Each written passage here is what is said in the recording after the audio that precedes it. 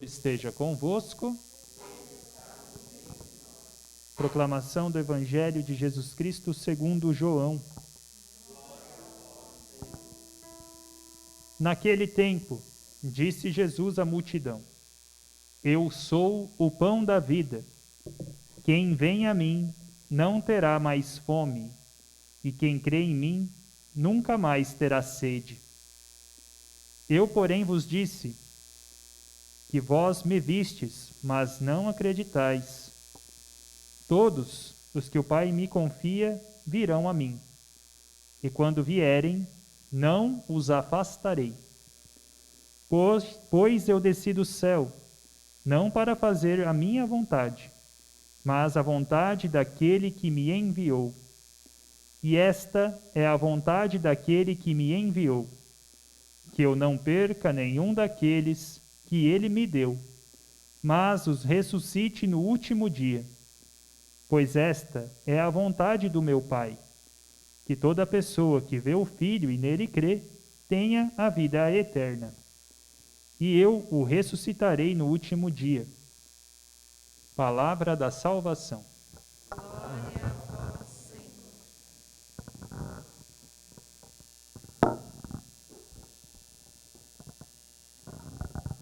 Até o ano 1000, aproximadamente, não se tinha dúvidas na presença real de Jesus na Eucaristia. Todos os teólogos eram unânimes em acreditar que Jesus verdadeiramente se transubstanciava no altar. Até que um tal de Berengário, ele falou sem dizer que a presença de Jesus, ela era quase como que simbólica. E a partir desse momento, começaram a surgir mais e mais heresias, até culminar, de modo maior com o protestantismo na pessoa de Lutero. Então Lutero, para ele, Jesus está na Eucaristia no momento da celebração. A partir do momento que acabou a celebração, assim como o povo se dispersa, Jesus também se dispersa do pão. Não está mais ali. Agora é um pão normal. E nós, católicos, não acreditamos nisso. Uma vez consagrado o pão da Eucaristia, ele será Jesus, é o próprio Jesus, até que aquela matéria se modifique. Então, se nós pegarmos a Eucaristia e colocar num copo de água, ela se desmancha também a presença de Deus. Já não é mais Jesus. Até alguns ministros às vezes têm dúvidas, vou levar Jesus lá para o doente, mas ele não pode comer, eu vou desmanchar a Eucaristia na água para ele tomar ou colocar na comida. Uma vez feito isso, já não está mais Jesus ali. Enquanto estiver a matéria, o gosto do pão, com a forma do pão, na presença do pão, é Jesus. Se vier um fungo ou os animais comerem, já não é mais Jesus ali. E Jesus hoje está dizendo: Eu sou o pão da vida. E de fato ele é. Nós precisamos de pão para manter o nosso corpo. Mas nós, como seres humanos, temos uma fome maior do que a fome do corpo, que é a fome da nossa alma. E a matéria não é capaz de sustentar a nossa alma. Nós precisamos muito mais do que churrasco, do que o alimento corporal. Nem só de pão viverá o homem, mas de toda a palavra que sai da boca de Deus. Porque é a palavra que sai da boca de Deus que sustenta a nossa alma. Nós precisamos já, enquanto humanos, de outros elementos. Por exemplo, não é só o pão, mas é a amizade, a fraternidade, a família, que são alimentos espirituais, muito além, do alimento corporal. E Jesus está dizendo que ele é o pão da vida. Quem vem a mim não terá mais fome, quem crê em mim nunca mais terá sede. Ou seja, nossa alma precisa ser saciada. Nossa alma tem um buraco do tamanho de Deus dentro de nós. Por isso que muitas vezes a gente vai caçando coisa para aliviar a nossa busca.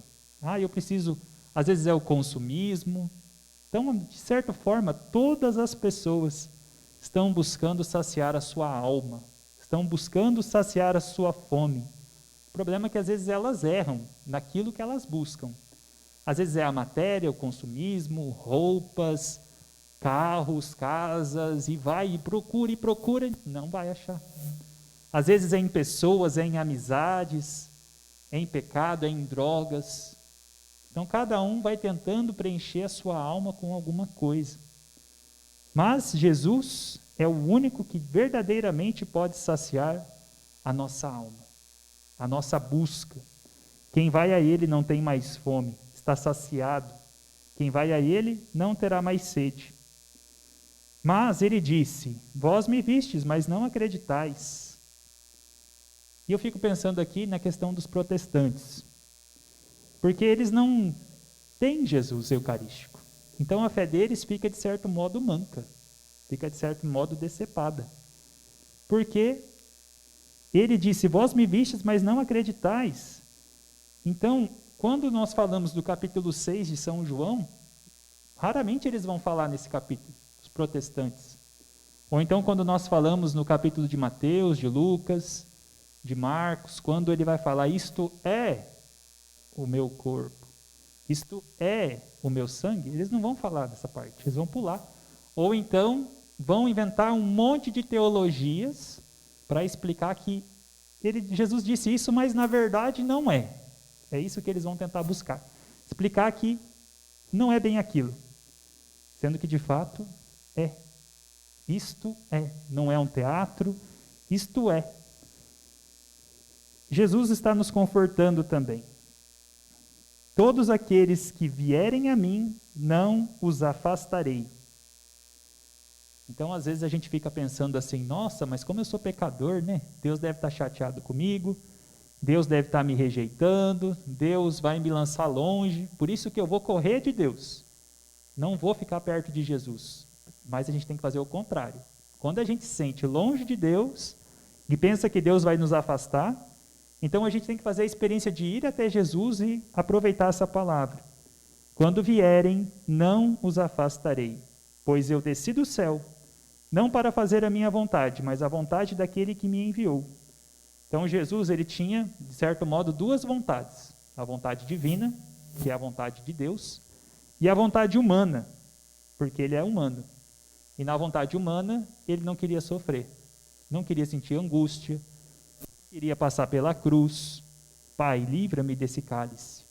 Mas não seja feita a minha vontade, seja feita a tua vontade. E qual que é a vontade do Pai? Que eu não perca nenhum daqueles que ele me deu, mas o ressuscite no último dia. Aqui está mais um elemento para a nossa reflexão. O Pai nos deu para Jesus.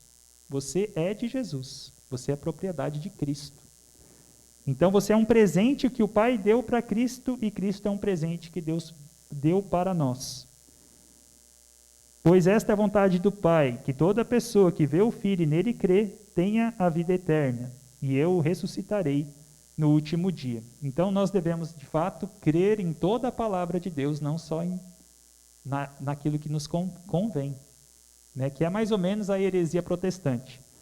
Eles acreditam naquilo que convém a eles, mas aquilo que não os convém, eles inventam e vão, né, caçando outras coisas.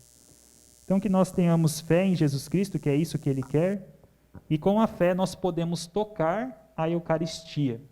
Então é só com fé. Sem fé a gente vai receber, né, Jesus sacramental, sim, mas não vamos receber todas as graças que podemos se recebê-lo com fé. Que Deus nos aumente cada dia mais a fé na Eucaristia, que é o seu corpo e o seu sangue.